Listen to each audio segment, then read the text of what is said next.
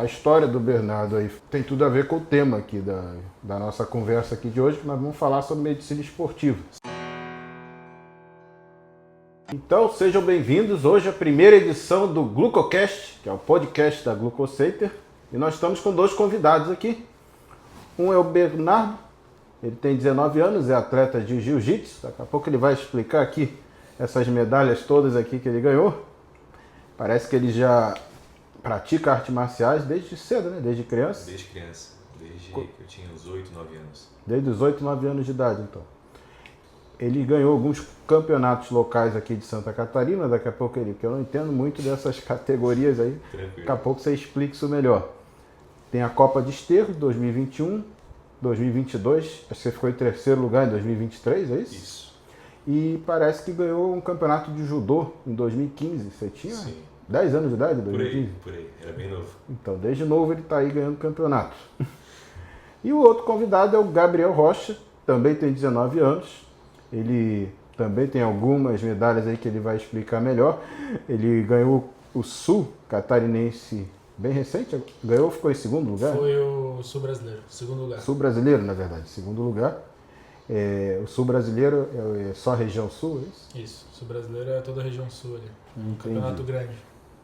E aí a Copa de Esterro, que é uma Copa local aqui Isso. de Santa Catarina. Acho que ele tem vários anos, 2021, 22, 23 que vem ganhando. Explica um pouquinho pra gente aí como é que funciona essa dinâmica aí Então, do jiu-jitsu. nas competições de jiu-jitsu, E conta aí, Bernardo, o que você ganhou de medalha aí, como é Bom, que é a então, tua história? Eu competi pouco tempo, porque na época que eu mais estava treinando para competir eu acabei tendo um rompimento total do meu ombro. Daí fiquei sem competir durante um bom tempo. Mas competi Copa de Esterro, porque eu estava em preparação para competir um campeonato maior como o Sul Brasileiro que o Gabriel competiu, ou outros campeonatos maiores. Eu até pensava em ir para o Rio de Janeiro, São Paulo para competir, sempre foi um sonho meu, porém por conta da lesão acabou não acontecendo. Eu competi o Copa de Esterro em 2021 e 2022. Em 2021 foi minha primeira competição de jiu-jitsu. Eu tinha 3 meses de treino, acabou não sendo das melhores, peguei segundo lugar. Eu lutei na época de pesadíssimo, acima de 90 quilos, de juvenil. E como adulto, eu competi mais 4 vezes. Aí foi umas categorias de peso diferentes. Eu lutei de 79, lutei de 84, 90, 100 quilos. Porque eu nunca mantive uma categoria de peso específica, sabe? Sempre gostei de variar bastante. Entendi. Mas fala mais sobre essa tua lesão. Você falou que teve uma lesão. Sim. Foi no ombro, é isso? Foi no ombro. E como é que foi isso? Eu já tenho uma parte genética. Minha família também tem bastante problema de ombro, joelho, coluna. Eram atletas também? Não, mas... Tinham lesões mesmo Sim. sem ser atleta? Sim. Acabou que meu ombro, como eu era criança não, adolescente, eu não ligava muito pra dor. Então, por exemplo, golpes que atacavam o ombro, eu deixava ir até o máximo, não batia. Sentia uma dorzinha no dia, mas depois passava. Aí chegou um tempo ali, eu já com 17 anos, tava fazendo o ensino médio, terminando o ensino médio. Acabou que eu tomei um golpe, um omoplata. É um golpe que gira o braço completamente, vai lá pra trás. Durante o jiu-jitsu, durante uma o luta. treinamento. E eu acabei não conseguindo bater. Rompei completamente todos os ligamentos do ombro e a musculatura. Quebrei um pedacinho do osso. Aí eu acabei ficando 1 ano afastado, porque eu precisei botar osso, precisei botar pino no ombro e foi bem difícil a recuperação. Então foi durante Foi na competição ou foi no treinamento? Não, foi em preparação para a competição. Foi no treinamento. Sim. E aí, no jiu-jitsu tem isso, né? De você bater quando pro teu adversário perceber ali que, Exato. para não gerar lesão, você, pela posição que você ficou, não conseguiu bater, foi isso? É que foi muito justo, por exemplo. Quando o golpe ele está muito bem encaixado, muitas vezes não dá tempo da pessoa bater. Ele já pega quebrando, por exemplo. Foi o que aconteceu comigo. Entendi. A história do Bernardo aí tem tudo a ver com o tema aqui da nossa conversa aqui de hoje, que nós vamos falar sobre medicina esportiva. Sim. Que é um tema que está muito, vamos dizer assim, muito em voga hoje em dia, só que é um tema muito recente. Eu até separei algumas coisas aqui para falar, porque a medicina, ela se conhece, a arte médica, já há muito tempo. Dizem que o pai da medicina foi Hipócrates, lá na Grécia Antiga, nós estamos falando de 400 anos antes de Cristo, E Hipócrates já naquela época, por que ele é o pai da medicina? Pelas ideias, numa época que não se tinha praticamente recurso, e ele já tinha aquela ideia de que a atividade física fazia bem para a saúde. Então ele já tem algumas teorias dele que ele falava já naquela época, mesmo sem ter nenhum recurso e sem conhecer muito sobre o corpo humano. Pouco depois dele, ali já na Roma antiga, né, na Idade Antiga ali, um pouco antes da Idade Média, teve Galeno, que foi um outro médico famoso, que esse já começou a ter mais contato com essa questão de medicina esportiva, porque ele era médico que trabalhava com os gladiadores de Roma. Então ele via aquelas lesões e ele conseguia estudar o corpo humano, porque nessa época não se permitia dissecção, era considerado um desrespeito ao corpo humano você fazer dissecção como se faz hoje, de anatomia de cadáver, para poder estudar o corpo humano. Então, a oportunidade que ele viu foi ou era com animais ou com um ferimento ao vivo ali, né? O gladiador que era machucado, ele conseguia ver as feridas abertas, começou a estudar sobre o corpo humano e sobre a preparação daqueles gladiadores ali para a luta. E depois veio a Idade Média, que aí se na época de Roma já não se podia dissecar cadáver, na Idade Média aquela influência toda da religião, da Igreja Católica na época, a coisa piorou. Então, ficou muitos anos até chegar o Renascimento, que foi quando houve uma mudança de mentalidade cultural, que aí Da Vinci começava a dissecar cadáver, e não era só ele. Então, começou-se a estudar mais a fisiologia humana, o corpo humano. Mas o primeiro... Então a gente vê que a atividade física para a saúde já é conhecida como benefício desde muito tempo. Desde Hipócrates ele já dizia isso. Quando veio a Revolução Industrial lá no século XIX, as pessoas começaram a ficar mais sedentárias. Começou-se aos poucos a substituição do modelo de trabalho. Que é o trabalho que era braçal começou a ter máquina. E aí começou a se ver aquela ideia de que a atividade física, as pessoas estavam ficando muito paradas, começando a ter problemas de saúde, apesar de ser uma época que ainda não se tinha já algum conhecimento da fisiologia humana, mas não tinha recurso para tratamento, do que se fazer, vamos dizer assim. E o primeiro marco que eu separei foi em 1928, que foi quando foi fundada a Federação Internacional de Medicina Esportiva. Foi durante as Olimpíadas de Amsterdã. Então você vê quanto tempo passou para você só ter uma Federação Internacional de Medicina Esportiva. A Olimpíada já se conhece desde a Grécia Antiga, depois teve uma interrupção, veio as Olimpíadas da Era Moderna, mas só de 1928 para cá que houve a preocupação em criar uma federação para estudar essa questão. Só que durante muitos anos isso passou muito na clandestinidade. Depois, principalmente ali a partir da década de 70, quando eles começaram a separar ali as substâncias, começaram a produzir hormônio em laboratório e começaram a ver que eles tinham benefício, aquilo ficou muito...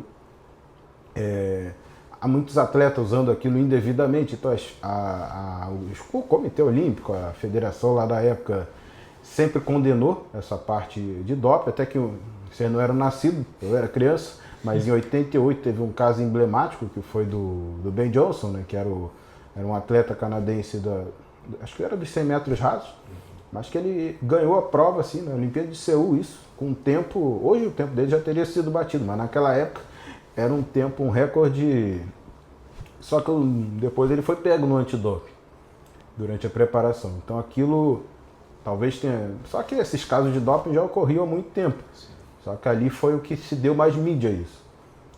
Então desde então isso vem muito na clandestinidade. A gente está vendo que tem o post do Flamengo aqui, ninguém percebeu, eu sou flamenguista.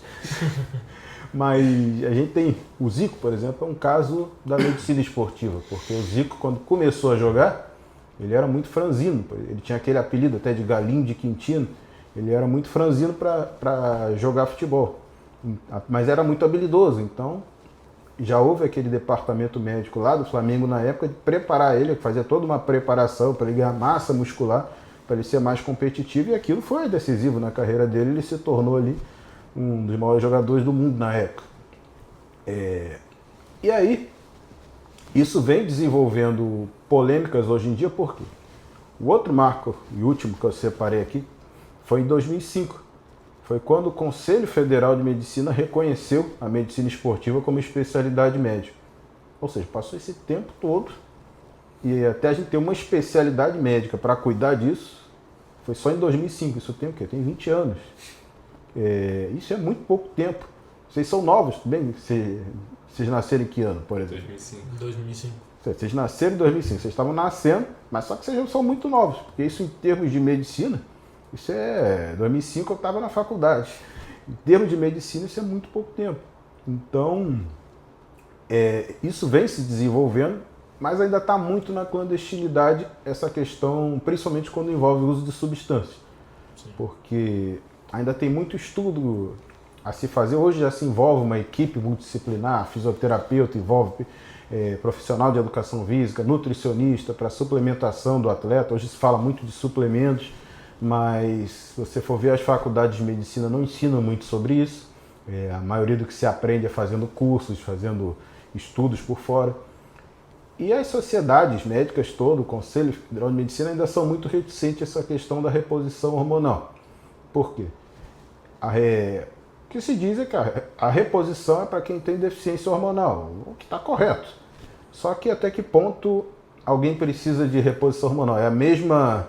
Será que a faixa hormonal que precisa estar um idoso de 80 anos é o mesmo de um atleta de alto rendimento com 20 e poucos anos?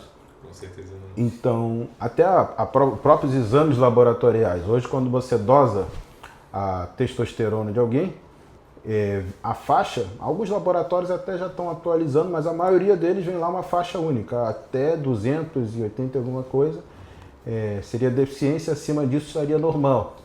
Só que os próprios protocolos da sociedade médica já vê que isso não é bem assim. Muita gente tem sintoma com valores acima desses e tem polêmica de testosterona nas mulheres, os laboratórios não conseguem detectar uma faixa adequada para elas, então, porque as mulheres têm testosterona também, uma quantidade menor do que o homem, obviamente. Então, até que ponto é seguro essa manipulação? E aí, gera toda essa polêmica. E aí, eu já falei demais, vamos ouvir de vocês agora. O que vocês acham disso tudo, as dúvidas que vocês têm, o que a gente pode discutir aqui também. Não sou especialista em medicina esportiva, sou endocrinologista. É uma especialidade próxima, mas... E vamos ver as ideias que surgem. Olha, eu acho que isso tudo que o doutor falou tem muito a ver com o uso de esteroides em atletas de alto rendimento, para buscar um rendimento ainda acima do que ele consegue. E olhando para essa parte em esportes como futebol, natação, o camarada ali que usa o esteroide para uso para um alto rendimento maior, ele talvez tenha realmente um rendimento de uma forma que talvez não tenha tanto problema quanto tem no esporte de luta. Porque a gente aqui, com certeza, tem muito mais conhecimento na luta do que 100 metros raso e etc. Mas os lutadores que usam o esteroide anabolizante, querendo ou não, eles estão aumentando a força deles, eles estão aumentando a regeneração deles. Isso de uma forma, pensando dessa forma, é muito desvantajoso um atleta que está lutando sem usar o esteroide anabolizante com um atleta que está usando. Então, essa questão é muito complicada. Sim. Tu pegar um camarada que usa o esteroide para botar com um cara que não usa. É até perigoso. Isso entra muito na ética. A gente pode envolver dois campos éticos aí. Tem a ética esportiva, porque até que ponto é justo um atleta que está usando uma substância externa competir com alguém que está com uma preparação natural. Então isso entra, né? E se a gente quiser entrar em temas mais polêmicos, hoje em dia tem os atletas transgênero. Aí a polêmica aumenta mais ainda, porque envolve um monte de coisa, envolve questões psicológicas, envolve questões políticas, envolve essa ética esportiva. Até que ponto é justo alguém que está usando uma substância externa competir com alguém que está com uma preparação. E a própria ética médica também, porque, como você falou, o atleta que usa anabolizante está aumentando a força. Tá, mas a que custo? Só o fato dele ser atleta de alto rendimento, não estou falando do atleta de fim de semana, atleta de alto rendimento, que está lá se preparando para competir para as Olimpíadas. Ele já está indo num limite do corpo dele que a maioria vai ter lesão a longo prazo. Enquanto ele é mais novo, que aquilo em repetição, e o que a medicina esportiva tenta otimizar hoje é isso. Como é que a gente pode preparar esse atleta para ele suportar essa carga, tendo o mínimo de lesão possível, porque ele está indo uma estrutura além, né? Está fazendo uma força além do que o corpo dele naturalmente seria capaz de suportar. E quando você usa um anabolizante, o que é uma substância anabolizante? Ele vai aumentar ali as tuas proteínas musculares, vai aumentar a tua força muscular, a tua massa muscular. Mas, além dos efeitos colaterais do uso excessivo de hormônio, que aí você vai ter que usar uma dose que a gente chama de suprafisiológica, uma dose acima do que seria o considerado normal.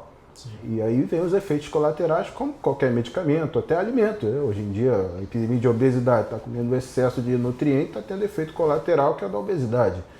E sem contar que a estrutura muscular ela é composta de um tendão também. O tendão que prende o músculo nos ossos, por exemplo, nas articulações.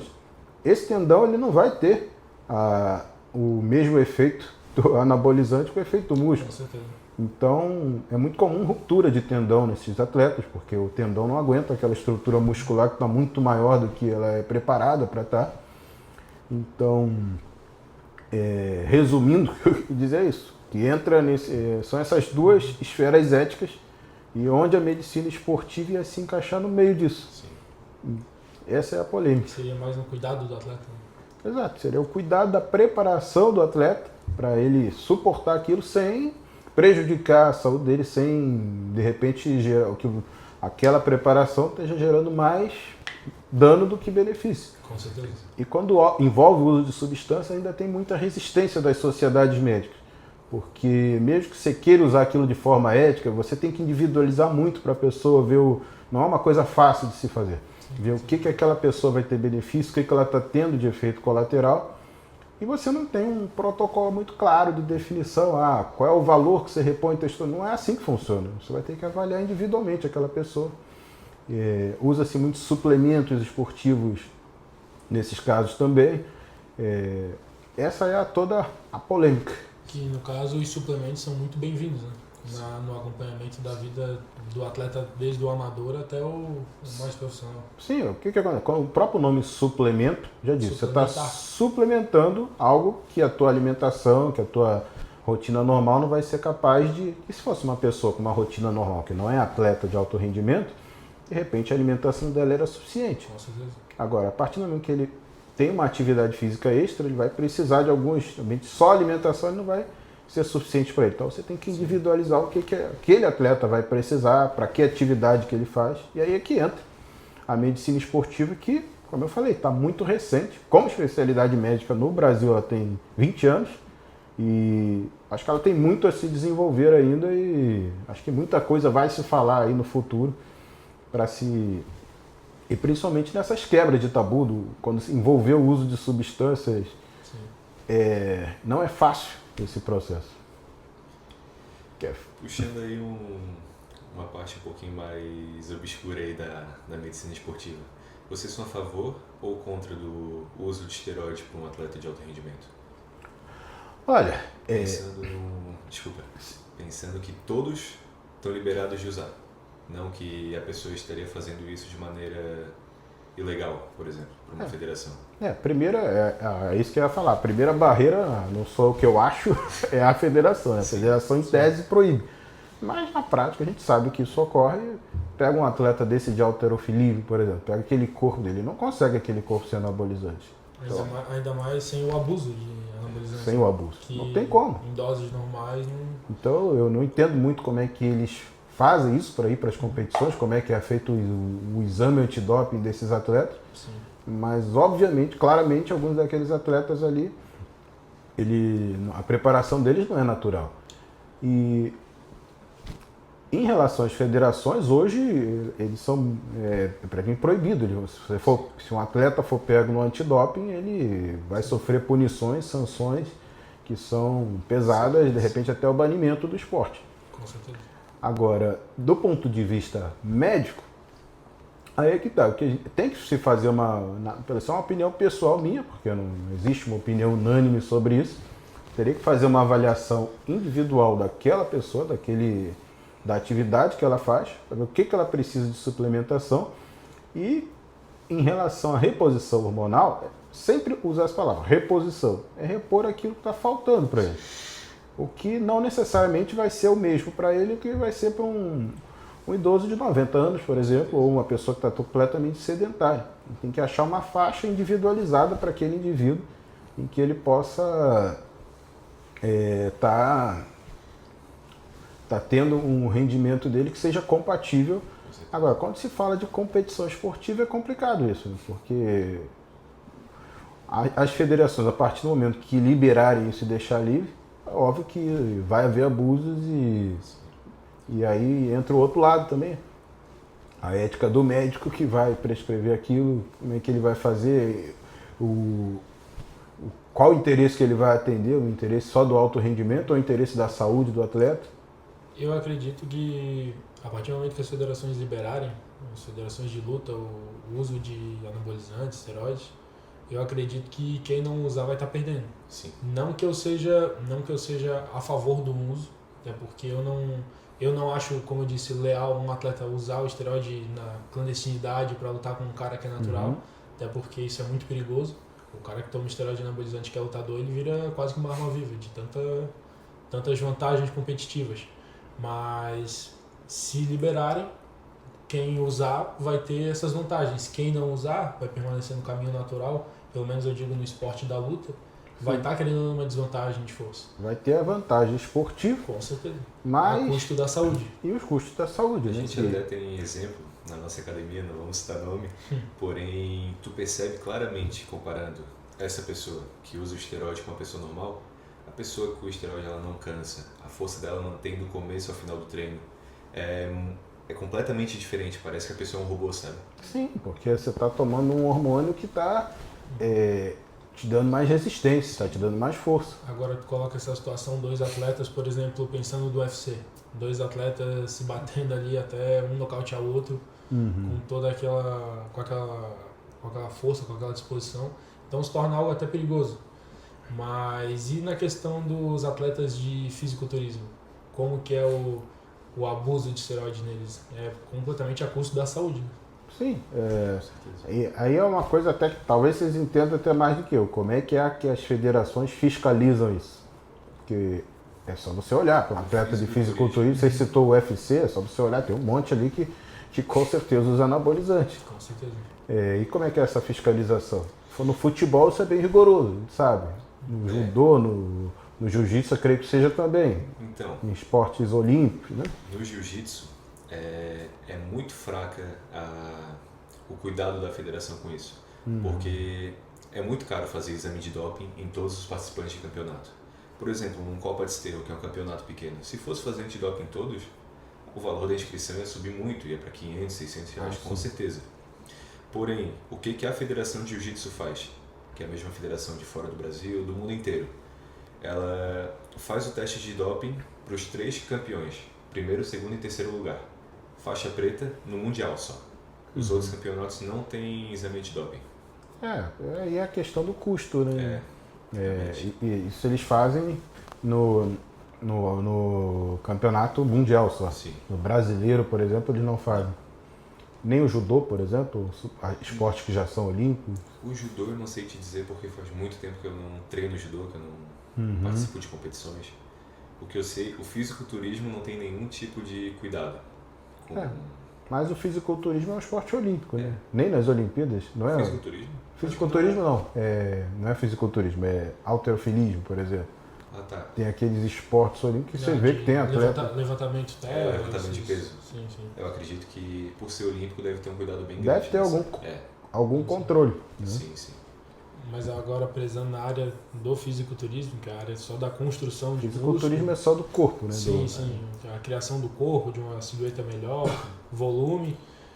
Os atletas tendem a usar tende o abuso de esteroides. Claro que existe a categoria natural, que é onde os atletas apenas usam suplementos como whey protein, creatina, e não a bomba, como eles falam em si. Existe o fisiculturismo da categoria natural? Já tem essa divisão? Começou agora há pouco tempo. Eu acompanho bastante esse lado do fisiculturismo e é umas federações que começaram há 2, 3 anos atrás. Mas deve ter uma diferença grande, né? Não, completamente diferente. Tu consegue ver nitidamente um atleta muito bem treinado, natural, e um que toma esteroides anabolizantes. Agora, existem muitos atletas naturais aí com um talento absurdo, assim. Mas, no geral, se tu colocar um atleta, competidor de fisiculturismo, hormonizado e um natural um do lado do outro, o natural parece que não treina. O natural parece que não treina. Claro, surreal, é é surreal uma a comparação até covarde, não tem como. A gente percebe, tu também treina bastante tempo na academia. A gente, para ganhar 2 kg de massa muscular, é 1 ano trabalhando. Sim. Enquanto os hormonizados, em questão de 1 mês, ganham 5, 6 kg de massa muscular. Sim. É outro planeta, sabe? Mas todos eles, principalmente dependendo do tempo que eles fizerem isso, vão começar a ter consequência. É uma troca, são consequências para a saúde. Aí Hoje em dia a gente botar na balança e pesar. A gente vê muito atleta de fisiculturismo aí morrendo por questões de coração, né? Porque coração também é um músculo, né? Eu não entendo muito bem disso, mas tu tomando hormônio, esteroides, o teu coração cresce junto com os outros músculos, porque ele tem movimento involuntário. Sim. Um coração normal pesa o quê? 800 gramas, 600 gramas por aí, né? Não sei. Depende do coração, eu não sei de cabeça aí o peso. Eu já vi casos de fisiculturista com um coração pesando 2 quilos. Porque ele faz hipertrofia É surreal. cardíaca, né? Principalmente dependendo do tempo que ele vai usando. Sim. Tem vários efeitos, esse não é o único, né? Às vezes a musculatura das vias respiratórias aumenta, eles aumentam a obstrução, a apneia obstrutiva do sono, por exemplo. Tem vários efeitos colaterais que eles podem ter, isso a longo prazo, fora risco de câncer de próstata, por exemplo. Duvido que esses atletas, tudo bem que são mais novos, né? Uma faixa que a incidência de câncer de próstata é bem menor, mas duvido que eles façam uma avaliação médica dessa parte da próstata, ou de qualquer outra. É comum, não comum, né? É raro, na verdade, mas já aconteceu de eu estar no consultório, às vezes aparecer um paciente dizer que quer começar a usar esteroide anabolizante com acompanhamento médico. Aí você olha para ele e você tem que explicar, olha, eticamente eu não posso fazer isso, não existe usar esteroide anabolizante com acompanhamento médico. Você quer uma avaliação da parte hormonal, ver como é que você está, tudo bem, aí ver se você precisa suplementar alguma coisa. Agora, se o teu objetivo é usar anabolizante para prática esportiva, a gente está falando não de manter níveis fisiológicos de testosterona, é o que eles chamam de fazer ciclos de testosterona em dose alta para ele pensando só no rendimento. É perigoso para o próprio médico, né? Não, se envolver. Eticamente o médico não pode fazer isso, né? Tem médico que faz isso? Talvez tenha, mas ele está se arriscando se ele faz essa prática.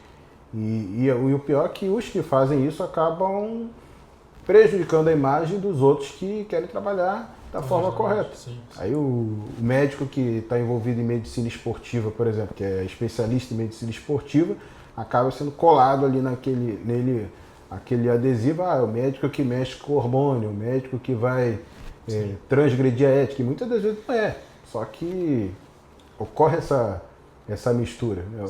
É o mesmo caso dos motoboys. Outro dia eu estava vendo uma reportagem motoboy de São Paulo. Está tendo uma onda lá de alguns falsos entregadores que começaram a assaltar as pessoas na rua, fingindo que são entregadores. Sim. E aí começa os outros entregadores que trabalham direito, todo mundo olha com desconfiança. Passa uma moto de entregador, todo mundo já fica desconfiado. Aí a reportagem estava dizendo exatamente esse sentimento que eles estão tendo por causa de quem está fazendo coisa errada. Sim, com certeza. Uma pergunta sobre a parte nutricional. O senhor tem alguma coisa para falar para a gente? Tipo, a gente como competidor, muitas vezes a gente fica fora de época de trabalho, a gente fica no peso maior. Por exemplo, eu agora estou pesando 101 quilos. Gabriel também 90. Bem acima da nossa categoria de peso. Aí, olha, quando a gente fala de peso, por exemplo, aqui na clínica a gente tem até um aparelho de bioimpedância, porque é muito comum paciente que chega, não é o teu caso, mas assim que vem aqui para tratamento de obesidade. No início, quando ele começa o tratamento, geralmente tem uma perda de peso rápida. Só que ele vai chegar num patamar, de platô. Ele não vai mais perder tão rápido o peso. Ele ainda consegue perder, mas isso vai sendo mais devagar. Existem algumas oscilações nesse. Aí às vezes ele chega, ganhei 2 quilos. Só que quando você coloca ele na bioimpedância, quem não sabe o que é bioimpedância, é aquele exame que mede a composição corporal. Vai dizer ali como é que está de massa de gordura, de massa muscular, de o que é líquido, o que é parte óssea, o que é mineral. Né? Então, quando você vê ali na bioimpedância, muitas das vezes esse ganho de 2 kg dele não foi de gordura. Muitas das vezes foi de retenção de líquido. Muitas vezes ele muda a dieta, quando ele começa a mudar a composição corporal, retém um pouco mais de líquido. Muitas das vezes foi de massa muscular, é um ganho mais lento de massa muscular, mas que ocorre. Então, a primeira avaliação tem que ser essa. Por que, falando que ganhou peso acima da categoria, por que você ganhou peso? Qual é a questão do corporal? Foi gordura? Se foi gordura, foi gordura? Com certeza. Tá comendo lanche todo final de semana? Se foi gordura, aí tem que rever a tua dieta, né? De repente tá com uma dieta muito calórica, excesso de gordura, excesso de carboidrato, principalmente os refinados, né? Que um atleta que está em atividade, muitas vezes ele precisa comer muito carboidrato porque ele vai gastar. O carboidrato é energia. Agora, quando você para a atividade, de repente aquela quantidade de carboidrato que você está comendo, você vai ter que maneirar. E em relação a suplemento, isso em relação, chama de macronutriente, que é carboidrato, proteína, gordura, proteína também, que é importante para quem é atleta consumir. E tem os micronutrientes, que são as vitaminas, que são os minerais, que muitos atletas precisam também fazer essa avaliação. Então existe hoje nutricionistas especializados em prática esportiva, nutricionista esportivo, principalmente para quem é atleta. Como eu falei, a medicina esportiva está em franca evolução, desde ali do final do século XX principalmente. Então hoje a ideia não é que tenha só o médico, é envolver o médico, envolver o nutricionista, envolver o profissional de educação física, envolver o fisioterapeuta, porque até para recuperação de lesões, muitas das vezes. Não sei se vocês não vão lembrar com certeza, eles não eram nascidos, mas quando na Copa do Mundo de 98, o Romário Tava na barriga da minha mãe. Vocês não eram nascidos. Nem na barriga ainda. Romário, na Copa de 94, foi vamos dizer assim, o principal protagonista. Muitos dizem que o Brasil não ganharia a Copa se ele não tivesse jogado. Eu também acho que não. Ele não ganhou sozinho, obviamente, mas foi o principal jogador. Em 98 ele chegou a ser convocado, me lembro bem, acho que ele chegou a ser, foi isso mesmo, chegou a ser convocado para a Copa, só que ele tinha os desafetos dele lá. O técnico era o Zagallo, o Zico era da comissão técnica, e ele era meio que desafeto do Zico, principalmente, porque ele já tinha uma rusga lá do passado, e acho que ele tinha uma rusga também com o Zagallo.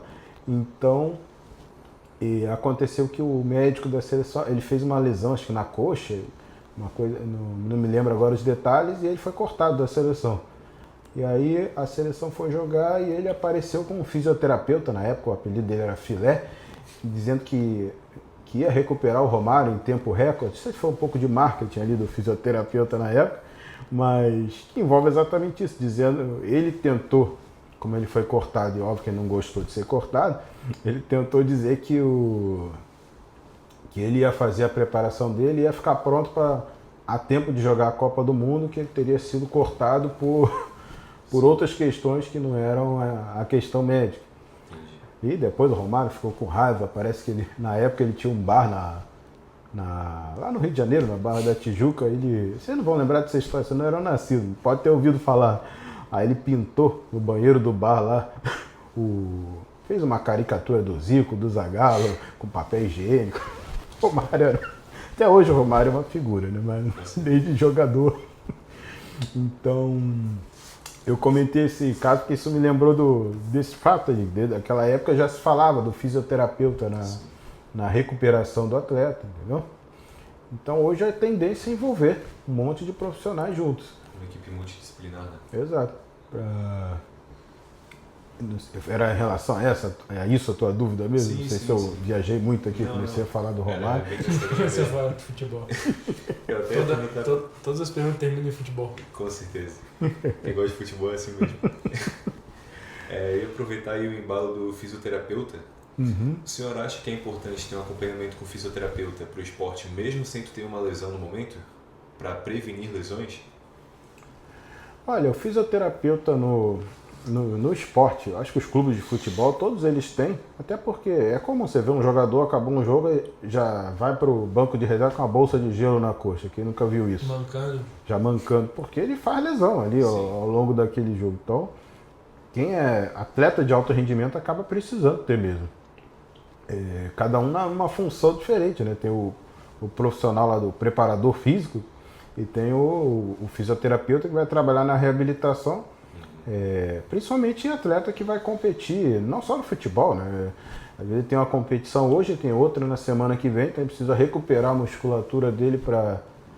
É aquilo, um atleta de alto rendimento com o tempo, ele está fazendo uma atividade que é desgastante para o corpo dele. Então ele vai precisar cuidar muito bem dessa parte da recuperação. Hoje os clubes pregam isso, né, de fazer rodízio de jogador, para não botar ele todo jogo para não ter lesão. Nem sempre são bem sucedidos, né? Você vê que toda hora tem lesão de atleta. Então acho que o fisioterapeuta entra muito nisso, não? Com certeza. Na reabilitação, que acaba sendo constante.